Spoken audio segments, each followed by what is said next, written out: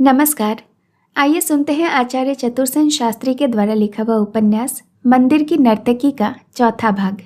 आगे बढ़ने के पहले जानते हैं पिछले भाग की कहानी। दिवोदास वज्रसिद्धि के साथ 12 भिक्षुओं का प्रमुख बनकर काशीराज के लिए प्रस्थान करता है। उन्हीं भिक्षुओं में सुखदास भी एक है। वाराणसी के भव्य मंदिर के प्रधान पुजारी का नाम सिद्धेश्वर है।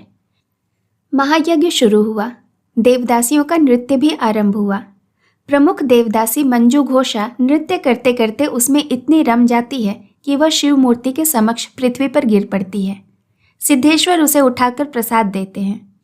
वज्रसिद्ध उसका नृत्य देखकर भाव विमोहित हो जाता है और दिवोदास से कहता है कि यह लड़की साक्षात वज्रतारा प्रतीत होती है, इसके गले में गंधमाल्य पहनाओ। दिवोदास पहले से ही देवदासी के रूप सागर में गोते लगा रहा था। वो उसके गले में माला डाल देता है। दिवोदास घायल पंछी की भांति लड़खड़ाता अपने आवास पर आता है। उसकी भूख प्यास जाती रहती है। इधर मंजू भी दिवोदास को अपना दिल दे बैठी है, पर वह खुद को बहुत असहाय महसूस करती है। एक दिन बाग में मंजू घोषा दिवोदास और सुखदास से मिलती है।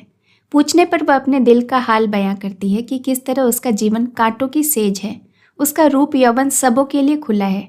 देवदासी के नाम पर वह एक वैश्य है। दिवोदास कहता है कि वह अपने प्राणों की आहुति देकर भी उसको इस जंजाल से बाहर करेगा और उसके जीवन में खुशियां लाएगा। दिवोदास सुखदास से कहता है कि वह हर पल मंजू घोषा पर नजर रखे और उसकी खबर उसे देता रहे। सिद्धेश्वर वज्रसिद्धि से कहते हैं कि किस तरह लिच्छवी राज के साथ युद्ध में लिच्छवी राज मारा गया और गुप्त राजकोष का भेद भी उसी के साथ चला गया। उसी मारकाट में उन्हें एक 3 वर्ष की बालिका मिली, जिसके साथ उसकी एक दासी भी थी, जिन्हें वे अपने साथ काशीराज ले आए और उसे देवता को समर्पण यानी देवदासी बना दिया। यही वो कन्या मंजू घोषा है और उसकी दासी का नाम सुनैना। बाद में मालूम हुआ कि मंजू घोषा लिच्छवी राज की पुत्री है। वज्रसिद्ध सिद्धेश्वर को बताता है कि उसकी दासी सुनैना लिच्छवी की राजमहिषी है और मंजू घोषा की जन्मदात्री भी। सुनैना को सामने बुलाया जाता है। वज्रसिद्ध कहता है कि यदि तुम हमें गुप्त राजकोष का बीजक बता देती हो तो तुम्हें और मंजू को लिच्छवी राज वापस भेज दिया जाएगा। परंतु सुनैना वह रहस्य नहीं बताती। वे उसे थोड़ा समय और देते हैं और कहते हैं कि अगर उसने इन थोड़े समय में बीजक न दिया तो उसे अंधकूप में डाल दिया जाएगा। ये सारी बातें सुखदास छिपकर सुन लेता है। अब सुनते हैं आगे की कहानी। वैसा ही मनोरम प्रभात था। दिवोदास उसी पुष्करणी की तीर पर उसी वृक्ष की छाया में बैठा निर्मल जल में खेलती लहरों को देख रहा था। वह कोई गीत गा रहा था। उसका मन प्रफुल्लित था। उसने प्रेम विभोर हो आप ही आप कहा। प्रेम प्रेम प्रेम। प्रेम के स्मरण से ही कैसी आत्मा हरी हो जाती है। हृदय में हिलोरें उठती हैं, जैसे नए प्राण शरीर में आ गए हों। वह जैसे प्रत्यक्ष मंजू की रूप माधुरी को देखने लगा। उसके मुंह से निकला, वाह कैसी रूप माधुरी है, कैसी चितवन है। वीणा झंकार के समान उसकी स्वर लहरी रक्त बूंदों को उन्मत्त कर डालती है। परंतु खेद है, मुझे और कदाचित उसे भी इस विषय पर चिंतन करने का अधिकार नहीं है। मैं भिक्षु हूं और वह देवदासी। मेरे लिए संसार मिट्टी का ढेला है और उसके लिए अंधेरा कुआं। वह कुछ देर चुपचाप एकटक लहरों को देखता रहा। फिर उसने आप ही आप असंयत होकर कहा, क्या यही धर्म है? परंतु इस धर्म का तो जीवन के साथ कुछ भी सहयोग नहीं दिखता। यह कैसा धर्म जो जीवन से दूर है, जीवन का विरोधी है, जीवन का पातक है। नहीं नहीं, यह धर्म नहीं, पाखंड है। प्यार ही सब कर्मों से बढ़कर धर्म है। उसे दूर से मंजू की स्वर लहरी सुनाई दी। वह उठकर इधर उधर देखने लगा। मंजू फलों से भरी टोकरी लिए उसकी ओर गुनगुनाती आ रही थी। दिवोदास ने कहा, आहा, वह स्वर्ग की सुंदरी है। कैसे अपार्थिव इसकी सुषमा है। वन सज गया, संसार सुंदर हो गया। उसने आगे बढ़कर कहा, देवी, क्या तुम भिक्षु धर्मानुज? हाँ मंजू, किस शक्ति ने मुझसे तुम्हें इस समय मिला दिया कहो तो? प्रेम की शक्ति ने प्रिय भिक्षु। क्या तुम प्रेम के विषय में कुछ जानते हो? ओह, कुछ कुछ, किंतु तुम्हारा वह गान कैसा हृदय को उन्मत्त कर देने वाला है। तुम्हें प्रिय लगा? बहुत। उसने मेरे हृदय की वीणा के तारों को छेड़ दिया है। वे अब मिलना ही चाहते हैं देवी।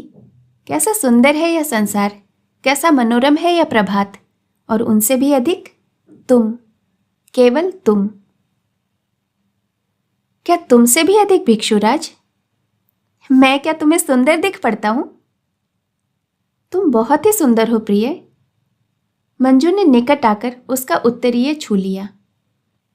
दिवोदास ने उसका आंचल पकड़कर कहा, मंजू, मैं तुम्हें प्यार करता हूं, प्राणों से भी अधिक। क्या तुम जानती हो? मंजू का कंठ सूख गया। उसने भयभीत स्वर में कहा, प्यार?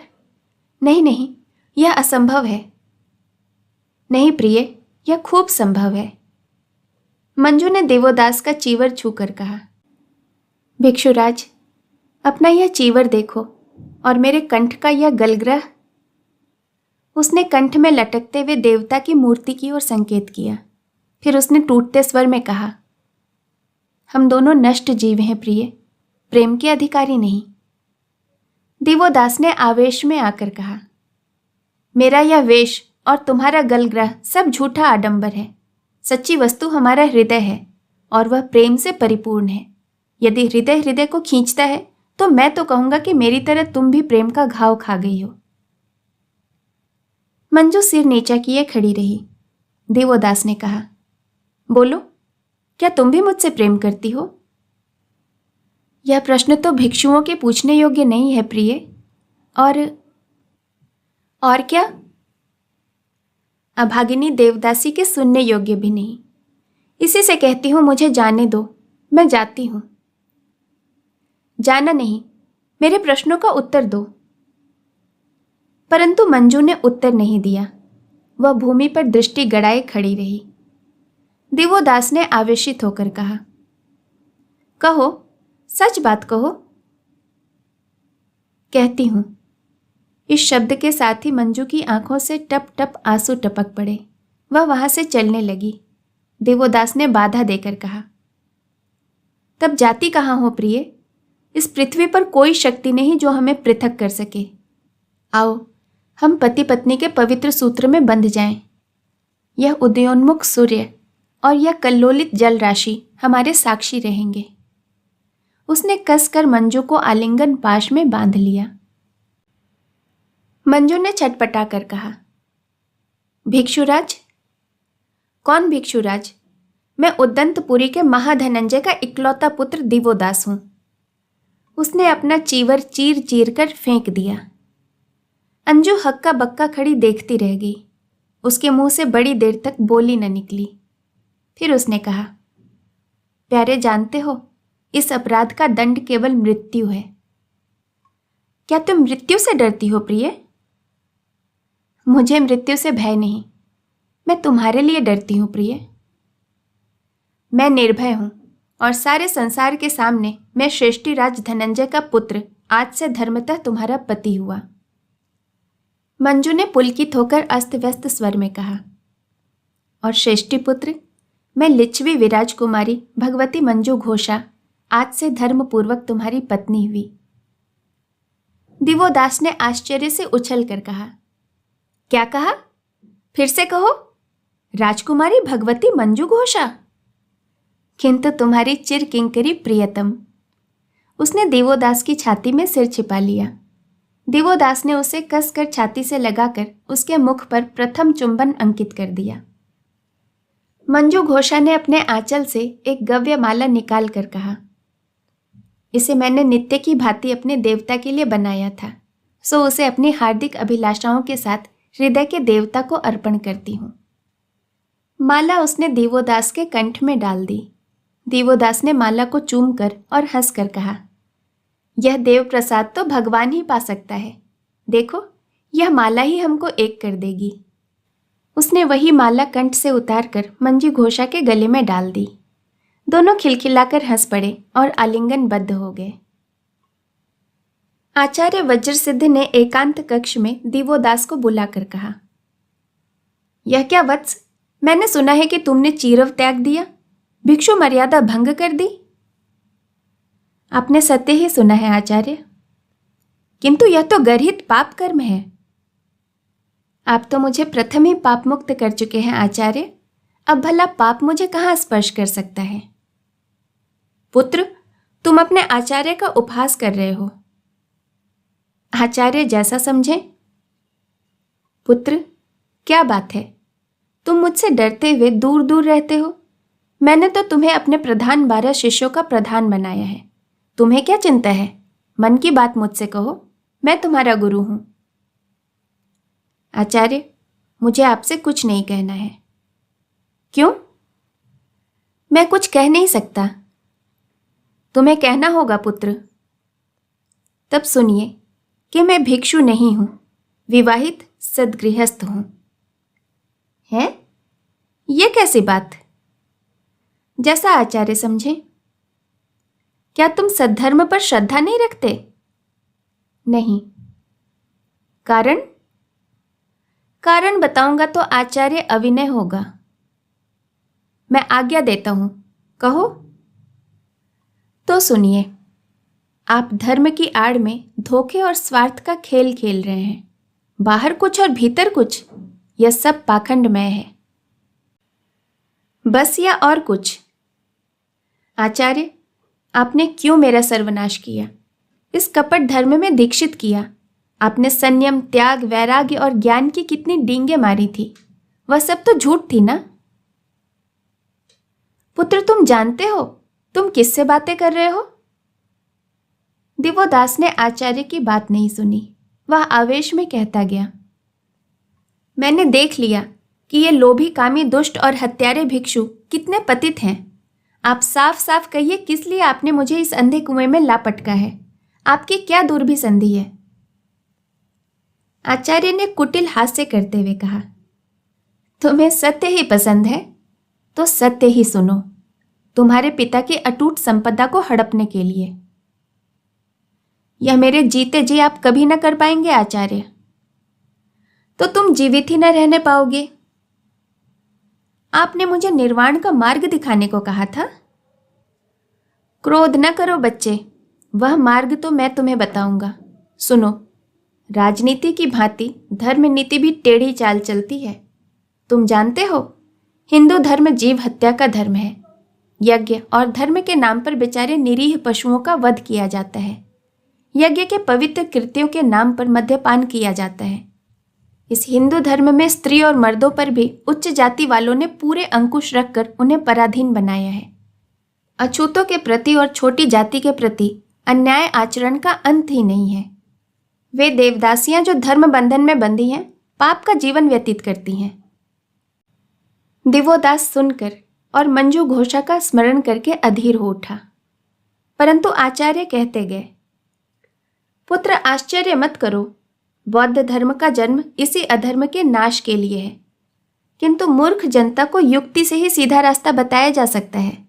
उसी युक्ति को तुम फल कहते हो। आचार्य, आपका मतलब क्या है? यही कि तुम मुझ पर विश्वास करो और देखो कि तुम्हें सूक्ष्म तत्व का ज्ञान किस भांति प्राप्त होता है। सूक्ष्म तत्व या मिथ्या तत्व? अविनय मत करो पुत्र। आप क्या चाहते हैं? एक अच्छे काम में सहायता। वह क्या है? उस दिन उस देवदासी को तुमने देवी का गंध माल्य दिया था ना? फिर जानते हो वह कौन है? आप कहिए। वह लिच्छवी विराजकुमारी है। तो फिर? उसकी माता लिच्छवी पट्ट राजमहिषी नृसिंह देव की पत्नी छद्म वेश में यहां अपनी पुत्री के साथ सुनैना नाम धारण करके देवदासियों में रहती थी। उसे सिद्धेश्वर ने अंधकूप में डलवा दिया है। किस लिए? देवदास ने उत्तेजित होकर कहा। लिच्छवी राज के गुप्त रत्नागार का पता पूछने के लिए। धिक्कार है उस लालच पर। बच्चा, उसे बचाना होगा। परोपकार भिक्षु का पहला धर्म है। मुझे क्या करना होगा? आज रात को मेरा एक संदेशा लेकर बंदी गृह में जाना होगा। क्या छिपकर? हाँ। नहीं। सुन लड़के, सिद्धेश्वर उस बालिका पर भी पाप की दृष्टि रखता है।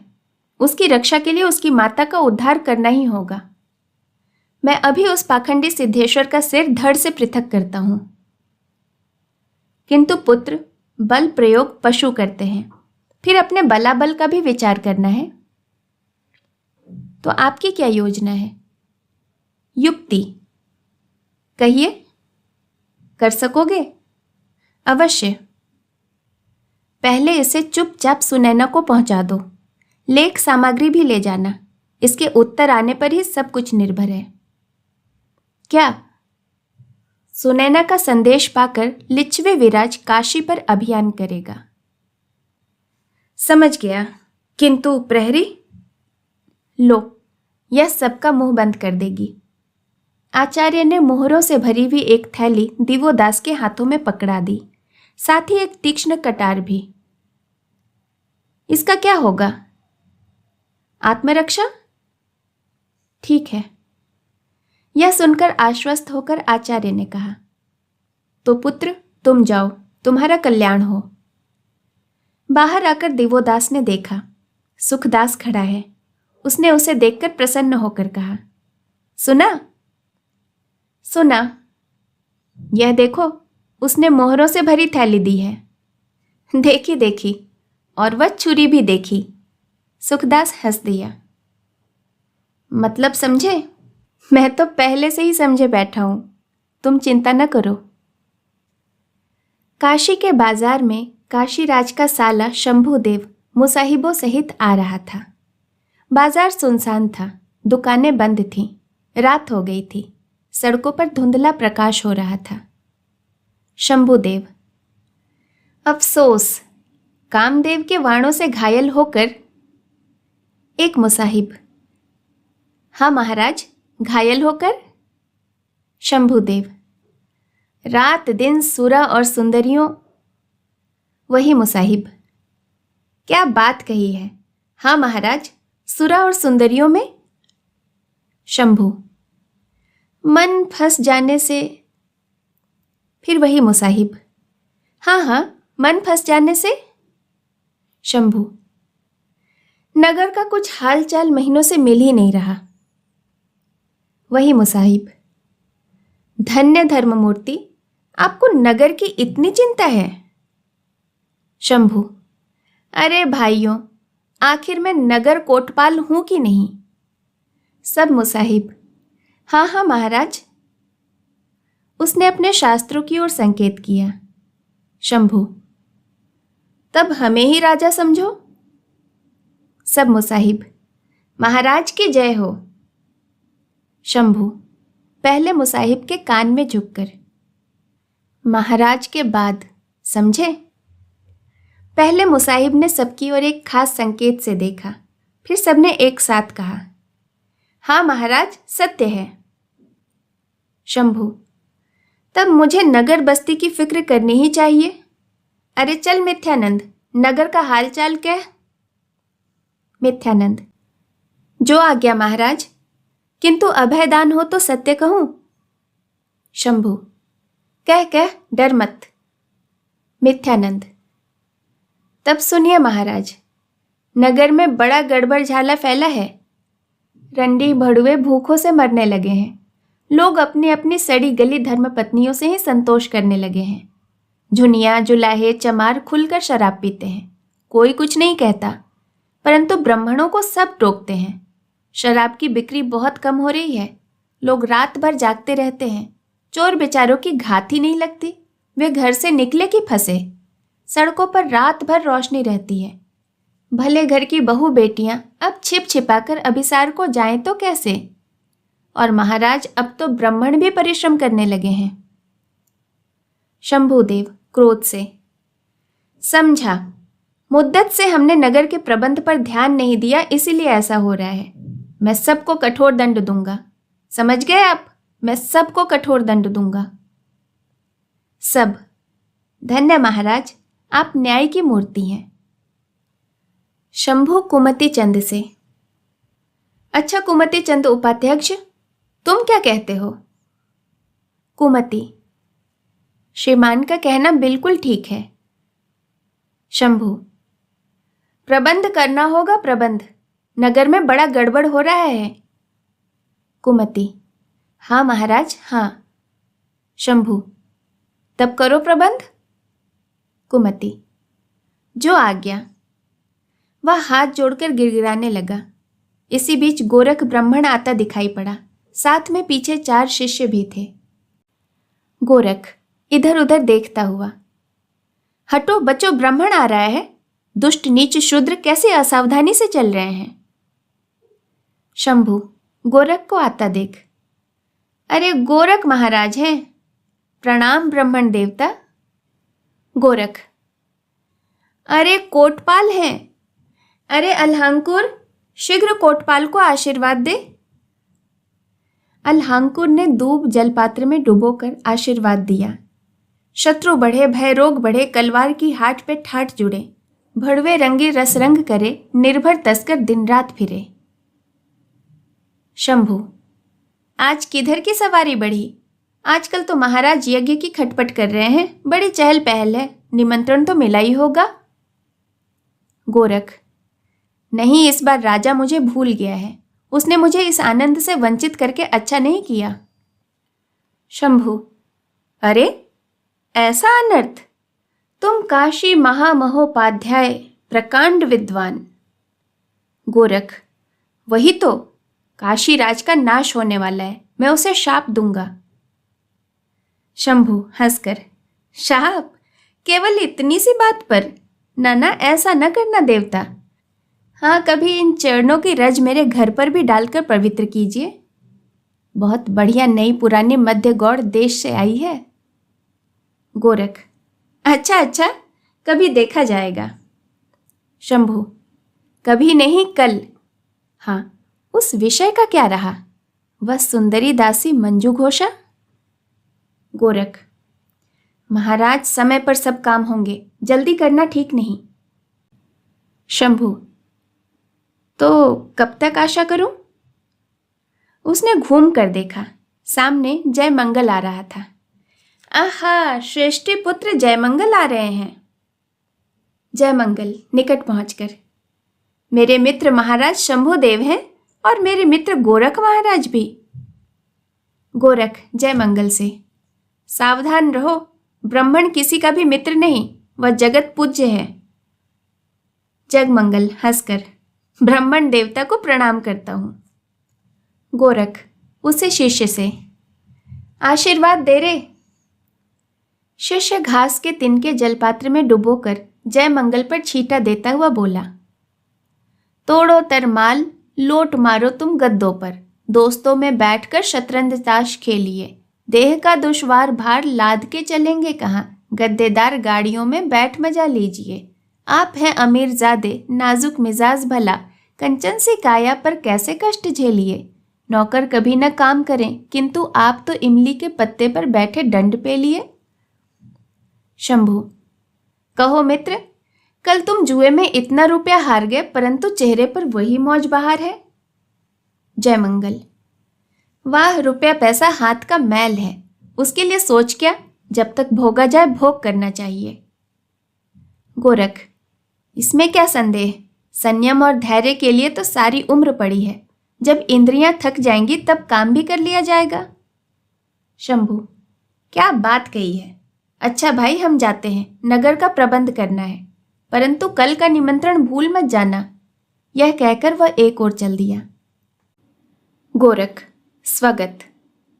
मूर्ख, धन और अधिकार के घमंड में ब्राह्मण को निमंत्रण का लोभ दिखाकर अपने नीच वंश को भूल जाता है। जयमंगल के कान में, जानते हो उसकी जाति? जयमंगल, नहीं, क्या जाति है भला?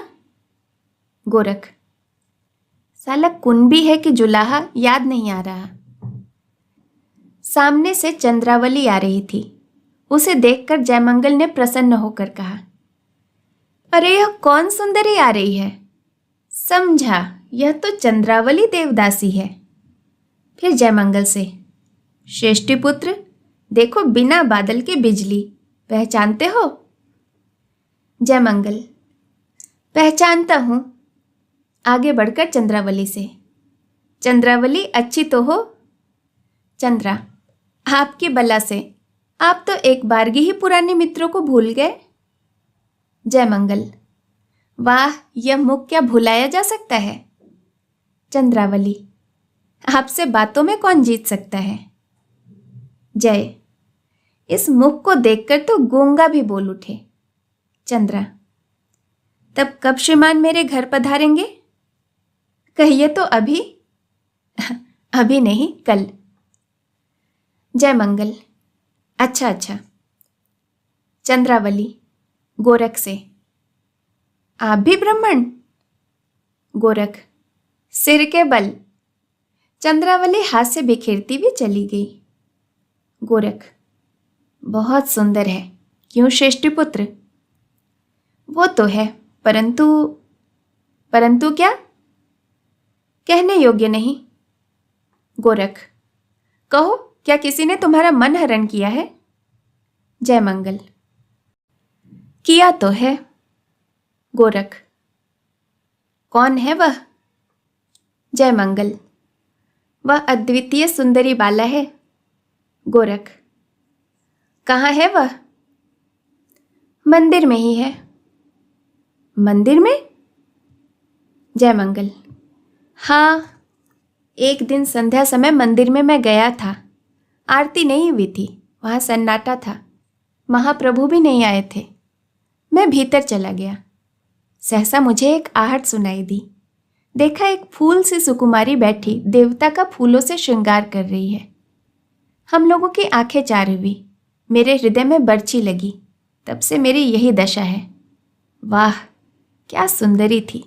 विधाता ने सुंदरता के कण सारे संसार का इकट्ठा करके उसे रचा होगा।